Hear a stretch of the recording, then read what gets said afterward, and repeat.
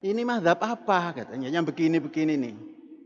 Saya karena mengagumi orang yang pandangannya luar biasa dalam bidang-bidang ini, saya bilang mazhabku adalah Bung Karno, Ahmad Soekarno. Karena dalam tulisannya itu nggak pakai Bung, Ahmad Soekarno. Loh, ngejar lagi. Orang-orang mazhab Syafi'i kok sampean mazhab Soekarno itu gimana? Dengarkan.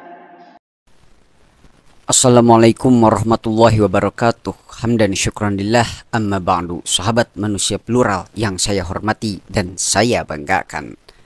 Banyak yang bertanya-tanya, ini hostnya siapa? Kok hostnya baru? Kok hostnya ganti? Enggak. Saya di sini Kang Hilmi menemani Kang Ropik Muhsin sebagai founder dari Manusia Plural. Saya di sini hanya ikut numpang untuk berbagi pikiran sehingga channel Manusia Plural ini lebih pluralistik, lebih banyak pandangannya. Andaikan pandangan saya dengan pandangan Kang Ropik berbeda, ya tidak apa-apa. Andaikan pemikiran saya dan pemikiran Anda sahabat-sahabat semua berbeda, ya tidak apa-apa. Ini bagian dari kehidupan dan ini bagian dari pluralistik. Mari simak selanjutnya.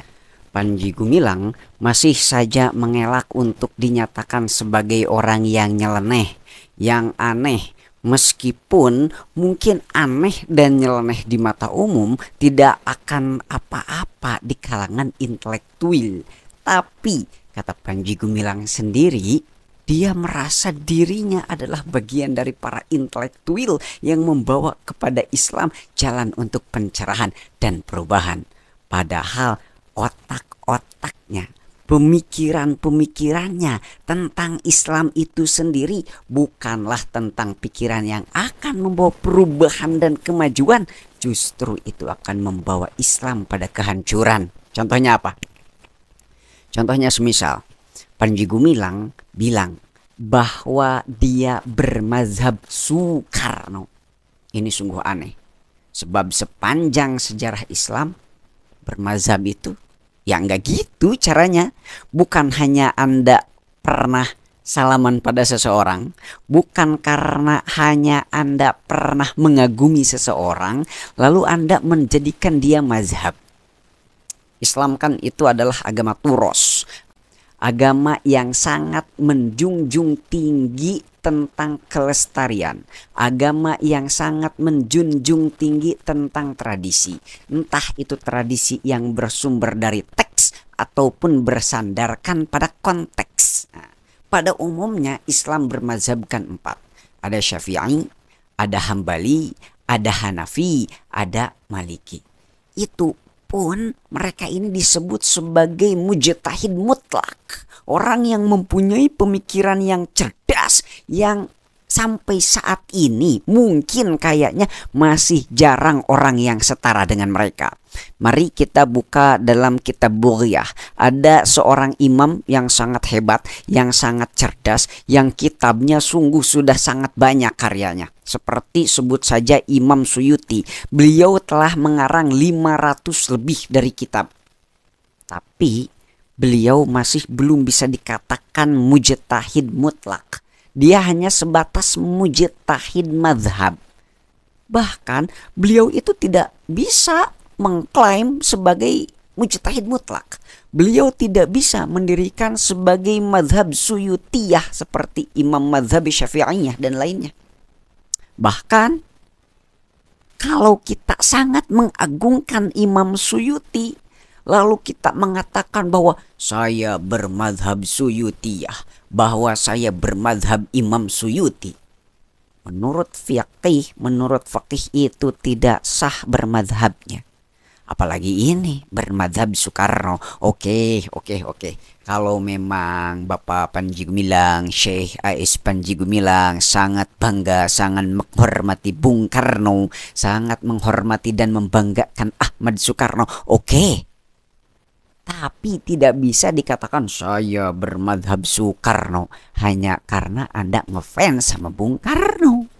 Kalau Anda memang ingin jago retorika, kalau memang Anda sangat kagum dengan retorikanya Bung Karno, pemikiran Bung Karno, silahkan Anda mengikuti Soekarnoisme atau mazhab Bung Karno dalam retorikanya, atau mazhab Soekarno dalam bagaimana gaya memimpin negaranya, bagaimana beliau berorasi dan berpolitiknya. Oke saja, fine saja, gak masalah, no problem.